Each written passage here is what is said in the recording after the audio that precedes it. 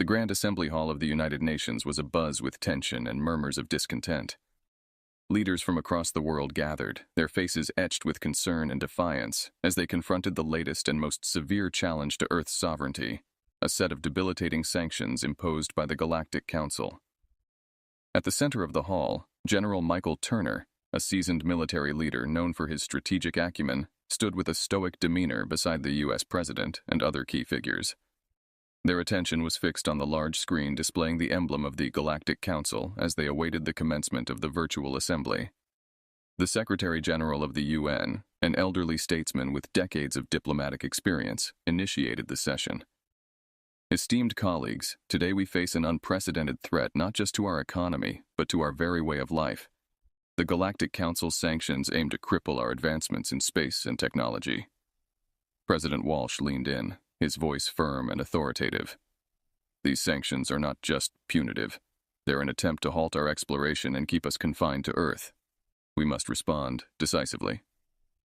General Turner nodded in agreement, his gaze sweeping across the room. We've always known the galaxy is not a friendly place, but we've also never backed down from a challenge. It's time to show the Council that Earth cannot be intimidated into submission. From the British delegation, Prime Minister Edwards stood, adjusting his glasses. General Turner is correct. However, we must consider the consequences of escalation. Our response should be measured, yet strong enough to assert our position.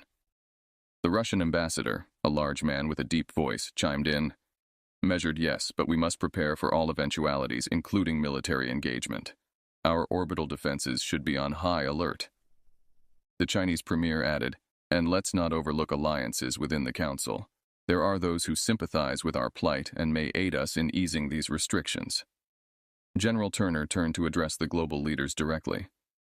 While diplomacy continues, I recommend immediate activation of our orbital defense units and a review of all interstellar military assets. We should also accelerate the training of our space forces.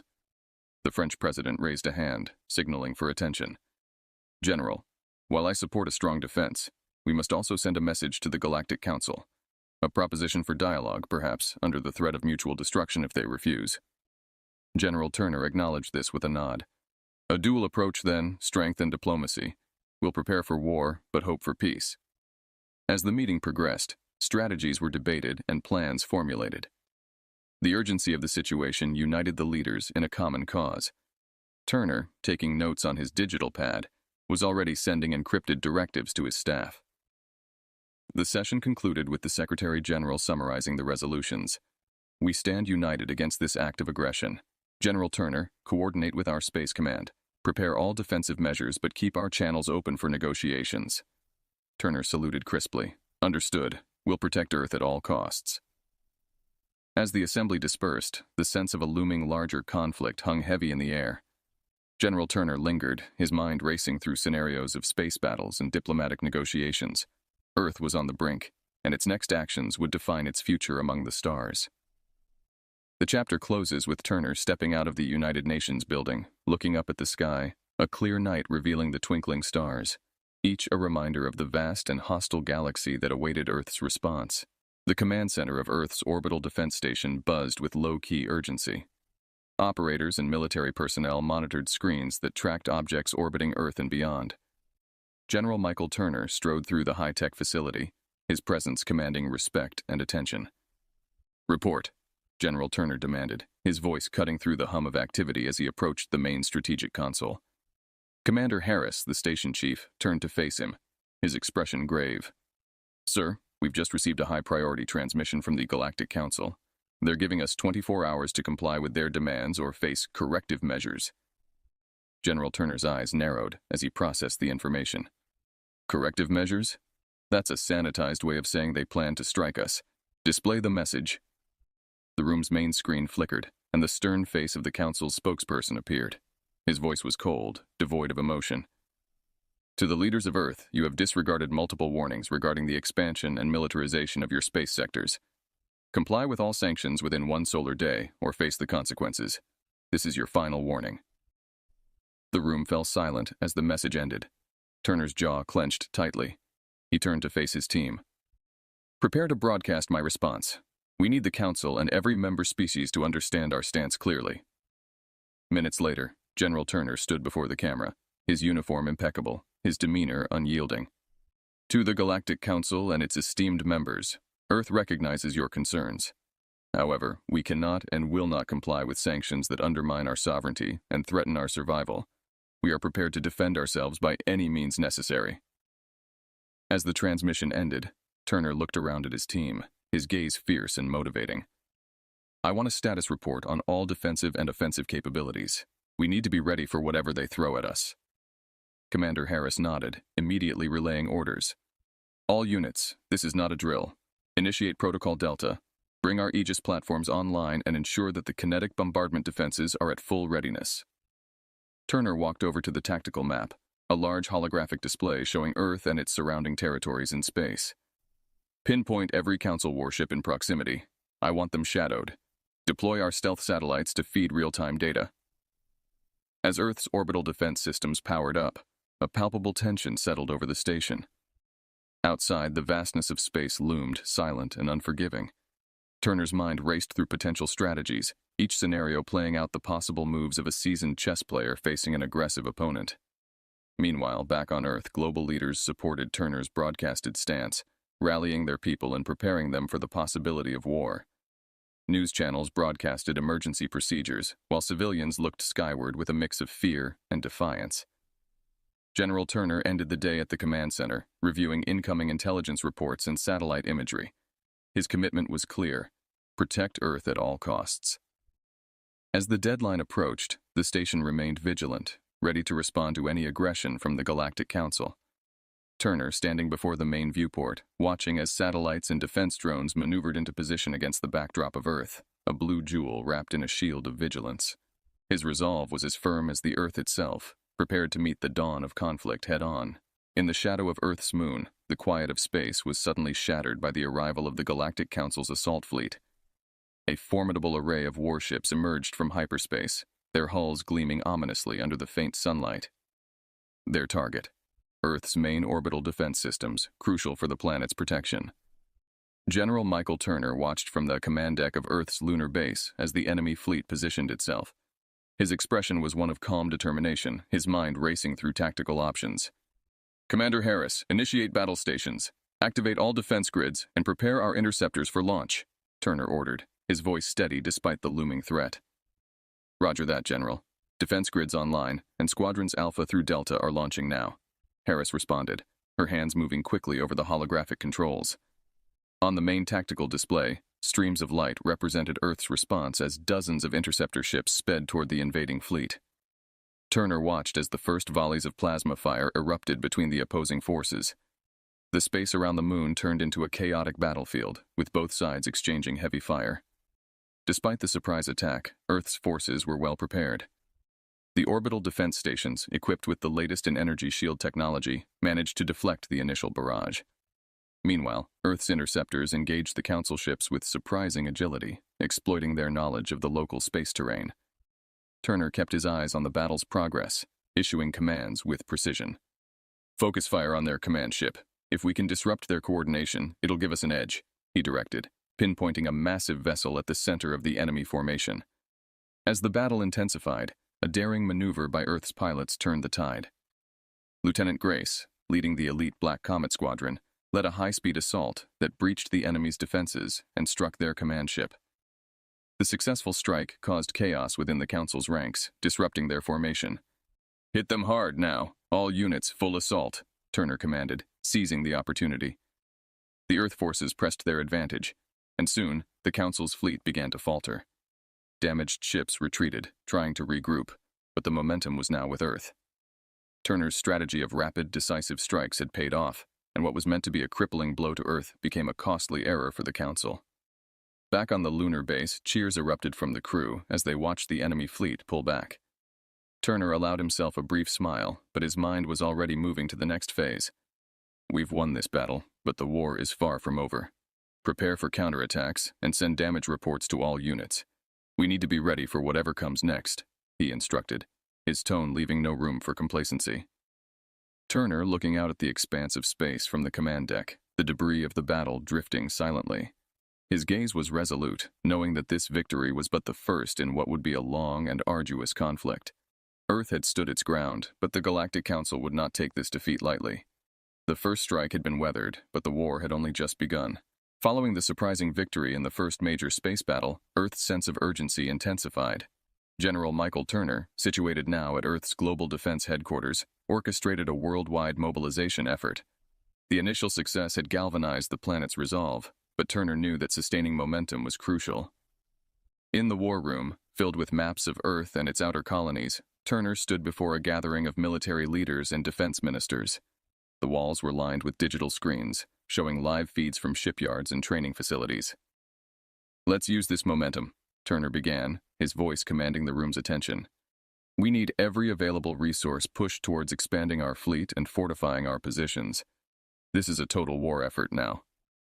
Minister Chen, overseeing planetary defenses, responded, "Our shipyards are operating at full capacity, General. We're also retrofitting commercial vessels with weaponry where appropriate. It's all hands on deck." Turner nodded in approval. "Good. I want updates on production targets every 6 hours. We can't afford any delays." Meanwhile, on Mars Colony, a massive recruitment drive was underway. Young men and women lined up in droves, ready to defend their homes and the Earth. Training camps had been established rapidly, turning civilians into soldiers with efficiency that only dire necessity could fuel. "Training protocols are accelerated but without compromising combat readiness," reported Colonel Ramirez, who was in charge of the Martian training facility. "We're also integrating more combat simulations based on the tactics used in the recent engagement." Back on Earth, Turner visited one of the major spaceports, where the next generation of warships was nearing completion. Engineers and workers, driven by a mix of fear and fierce patriotism, worked around the clock under the glow of arc welders and floodlights. As Turner walked through the construction bay, he approached a group of engineers overseeing the assembly of a particularly large battleship. "How are we looking here?" he asked, examining the schematics displayed on a nearby holotable. Lead engineer Dawson wiped the sweat from his brow and smiled. "Ahead of schedule, General. The new Dreadnought class, she'll be spaceworthy within the week. She packs enough firepower to take on a Council battleship head-on." "That's what I like to hear," Turner said, clapping Dawson on the shoulder. "Keep pushing. Earth needs more like her." The chapter also highlights scenes of civilian support, with communities sending off their sons and daughters with tearful goodbyes and homemade banners. Schools converted into emergency hospitals, and tech companies pivoted to producing war material, from drones to laser munitions. General Turner addressed the nation in a broadcast, standing before the newly completed Dreadnought, its hull imposing and resilient against the night sky. "This ship," he declared, "symbolizes our unity and determination. We are not just defending Earth. We are fighting for our future among the stars. Let the Galactic Council take heed. Humanity will not be subdued." His words resonated across the globe, stealing the hearts of billions. Earth was no longer just reacting. It was asserting itself as a formidable force in the galaxy, ready to do whatever it took to preserve its freedom and way of life. The asteroid belt, a strategically critical zone rich in resources, became the next major battleground in the escalating conflict between Earth and the Galactic Council. The belt's rocky expanse provided not only essential minerals, but also a tactical advantage for controlling space traffic between the inner and outer solar systems. Recognizing its importance, General Michael Turner personally oversaw the operation from the command ship, the newly christened Dreadnought Resolute. As the Resolute and its accompanying fleet maneuvered into position among the tumbling rocks and ice of the belt, Turner surveyed the holographic battle map projected in front of him. "All units, maintain formation and keep your scanners active. The Council's fleet could be cloaked," he instructed, his voice echoing through the fleet's communication channels. Captain Lee, commander of the destroyer Vanguard, responded from her position on the flank. "Understood, General. We're sweeping with active pulses. Any cloaked ship will light up like a comet tail." The first sign of the enemy was subtle, a slight distortion in the debris field caught by the keen sensors of the Vanguard. "Contact! Bearing 214 Mark 6, Captain Lee reported, her voice tense but controlled. "Engage with caution, Vanguard. All ships, focus fire on that quadrant," Turner ordered, his eyes fixed on the shifting images on the map. The battle erupted in earnest, a deadly dance of laser fire and evasive maneuvers among the asteroids. Earth's ships, built for agility, darted between larger rocks, using them as cover, while delivering precise volleys at the exposed Council vessels. One of Turner's innovations, remote-controlled drone fighters, proved particularly effective. Released in swarms, they overwhelmed the Council's older, slower ships, exploiting weak points in their armor. Amid the chaos, a Council dreadnought emerged from behind a large asteroid, its guns blazing. Turner, ever the strategist, had anticipated such a move. "Now, deploy the railguns," he commanded calmly. The Resolute's side panels opened, revealing the massive railguns that had been Earth's technological gamble, a weapon that could punch through nearly any armor at a significant range. With a thunderous vibration felt throughout the ship, the railguns fired, sending high-density projectiles at incredible speeds. The enemy dreadnought took a direct hit, its shields shattering under the assault before its hull ruptured, sending debris spiraling into space. Cheers broke out across the Resolute's bridge, quickly stifled as Turner reminded everyone, "Stay focused. This isn't over yet." The battle continued for hours, with both sides taking losses. But the superior tactics and technology of Earth's forces gradually tipped the scales in their favor. By the end of the engagement, the remains of the Council fleet were retreating, leaving behind the valuable belt now firmly under Earth's control. Exhausted yet exhilarated, Turner stood on the bridge of the Resolute, watching as the last of the enemy ships vanished into hyperspace. "Secure the area and begin salvage operations. We'll need everything we can get," he ordered, already thinking ahead to the repairs and resupply. Turner looking out at the battered but victorious fleet, the debris of destroyed ships floating around them. The victory was a significant boost to Earth's morale and resources, but the general knew that it was just one more step in a long journey toward securing Earth's place in the galaxy. In the aftermath of their significant victory in the asteroid belt, General Michael Turner and Earth's military command recognized the opportunity to shift from defense to offense. With the enemy still reeling from their losses, Turner conceived a bold plan to undermine the Galactic Council's war capabilities directly by striking at their supply lines and communication networks. The operation, codenamed Silent Thunder, involved a covert infiltration into enemy territory. Turner selected Captain Alex Mercer, one of Earth's most skilled Special Forces commanders, to lead the mission. Mercer, known for his stealth and precision, assembled a diverse team of specialists for the task. "Listen up, team," Mercer briefed his squad in the dim light of their stealth craft as it hurtled through hyperspace. "Our target is the Council's fuel depot on Zeta Prime. We take out their fuel, and we cripple their fleet's mobility. This is a hit and run. In and out before they know what hit them." The team nodded, understanding the risks. The mission required slipping past enemy patrols to plant high-yield explosives at the depot, located on a lightly defended moon orbiting a gas giant in enemy space. As they approached Zeta Prime, the craft's pilot, Lieutenant Kara Singh, maneuvered them into the shadow of a passing comet, masking their approach. "We're on final approach. Going dark in 3, 2, 1, Singh whispered, shutting down all non-essential systems to avoid detection. The landing was smooth, the moon's barren landscape providing little cover. Mercer and his team quickly disembarked, moving with practiced silence across the rocky ground. They used handheld devices to jam enemy sensors as they neared the depot. "2 guards on the northeast tower. I'll take them," whispered Specialist Jensen, the team's sniper. Moments later, the guards slumped silently, neutralized. Reaching the depot, they worked quickly to set the charges. Mercer checked his watch, counting down. 5 minutes to exfil. Let's wrap it up." Just as they were about to retreat, an alarm blared. Somehow, they had been detected. "Change of plans, team. Move to secondary exfil point. We're going hot," Mercer barked, leading his team in a sprint as enemy forces began to converge on their location. The explosion that tore through the fuel depot lit up the night sky, a fiery declaration of Earth's newfound offensive capabilities. Mercer and his team fought their way to the extraction point, where Singh skillfully piloted their craft out of the danger zone under heavy fire. Back on the Resolute, General Turner received the mission report with a grim nod. "Well done, Mercer. Get your team ready for debrief. You've given us more than just a victory. You've given us leverage."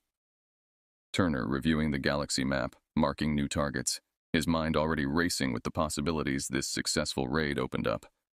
Earth was no longer just surviving. It was taking the fight to the enemy, proving that humanity would not be easily subdued or forgotten in the galactic theater. With a series of tactical victories, including the daring raid on Zeta Prime, the morale among Earth's forces soared. General Michael Turner, now viewed not just as a leader, but as a symbol of Earth's defiance and ingenuity, coordinated the next phase of operations from Earth's Global Defense Headquarters. His strategy aimed to consolidate Earth's gains and push further into contested space. The war room buzzed with activity as Turner and his senior staff reviewed the latest intelligence reports. Our recent operations have caused significant disruptions in the Council's logistics network, Turner noted, pointing to the holographic map displaying key strategic locations. It's time we take advantage of this. I want to initiate Operation Starfall. We'll target their command centers and communication hubs. Admiral Patel, overseeing space operations, responded, "We have the fleet in position near the Orion sector. We can launch a full-scale offensive within the week. Our new hypervelocity missiles should give us the edge we need." Meanwhile, the Galactic Council, in a state of disarray from the unexpected ferocity and sophistication of Earth's campaign, scrambled to respond. Leaks and dissent within the Council's ranks created opportunities that Earth's intelligence services exploited to sow further discord and confusion. On the diplomatic front, Turner appointed Ambassador Leo to approach neutral systems, leveraging the shifting sentiment against the Council's aggressive policies. "We need allies, or at the very least, we need to break the unity of the Council. Every crack we can introduce weakens them further," Turner instructed Liu during a secure comlink meeting. As Earth's fleets moved into position, skirmishes broke out along the border regions. Each battle was carefully chosen, designed not just to win territory, but to test the Council's responses and tactics. Captain Mira Raj, commanding the destroyer Vigilant, led a series of hit-and-run attacks that confused and demoralized the enemy forces. Back on Earth, public support for the war effort was bolstered by media coverage of the successful missions and the stories of heroism and sacrifice. Turner made it a point to attend briefings with families of service members, ensuring the human element of the conflict was honored and not just the strategic gains. As Operation Starfall launched, Earth's forces struck hard and fast against multiple targets across the Orion sector. The Council's command centers reeled under the assault, their communication lines severed, and their ability to coordinate diminished. In the war room, Turner watched as reports of their successes came in. He allowed himself a rare smile. "This is what we trained for," he said to his staff. "Keep pushing. Today we turn the tide." Turner, standing before a large window in the headquarters, looking up at the stars. His thoughts were with his forces out there in the darkness, bringing light to each corner they touched, his resolve as firm as ever. Earth was no longer just defending. It was asserting its place in the galaxy, and at this moment, the tide of war was indeed turning. Earth's forces surround the once impregnable Galactic Council headquarters. A massive space station orbiting a neutral planet, it had served as the diplomatic and command center for the Council's vast territories. General Michael Turner, aboard the flagship Resolute, commanded the siege, his strategic acumen having guided Earth to the brink of a historic victory. As the Resolute hovered ominously outside the station's defense perimeter, Turner communicated with his senior commanders. "This is the moment we've been working towards. Secure the station with minimal damage and casualties. We're here to end a war, not to start another," he directed with a clear, resolute voice. The operation commenced with precision. Special Forces teams, including Captain Alex Mercer's unit, deployed in tactical shuttles, breached the station's weaker access points. The Galactic Council's security forces, demoralized and outgunned, offered little resistance. Within hours, Earth's troops had control of the station, and Turner's message to the galaxy was ready to broadcast. Standing in the Council's main assembly chamber, Turner faced multiple cameras, his image being transmitted across countless worlds. "Today marks a new beginning," he began, his voice echoing in the vast, now silent hall. "Earth sought peace and was met with hostility. In our quest for security, we found ourselves in a war that spanned the galaxy. Let this victory not be a sign of Earth's dominion, but a call for a true, lasting peace among all civilizations." As his speech transmitted, reactions varied wildly across the galaxy. Some worlds cheered, seeing Earth as a liberator from the Council's overreach. Others viewed the new power dynamics with apprehension. But all knew that Earth had emerged as a major galactic force. Back on Earth, celebrations erupted in every city. Turner, however, remained at the Galactic Council station, overseeing the transition. His next steps involved setting up a provisional governance structure until a new, more inclusive Galactic Assembly could be established. Admiral Patel approached Turner as he finished coordinating relief supplies to war-stricken areas. "General, you've done what many thought impossible. What will you do now?" she asked, looking out at the stars. Turner paused, his eyes reflecting the weight of his responsibilities. We rebuild, we unify, and we make sure that no one, human or alien, ever experiences the horrors of such a conflict again. Our work has just begun. The chapter, and thus the story, concludes with Turner reviewing the new galactic map, his vision clear and his resolve unwavering. Earth had not only defended its right to exist and thrive, but had also taken on the mantle of leadership, promising to forge a future where cooperation and peace were the cornerstones of interstellar relations. Under his leadership, humanity would work tirelessly to heal the wounds of war and build bridges where walls had once stood.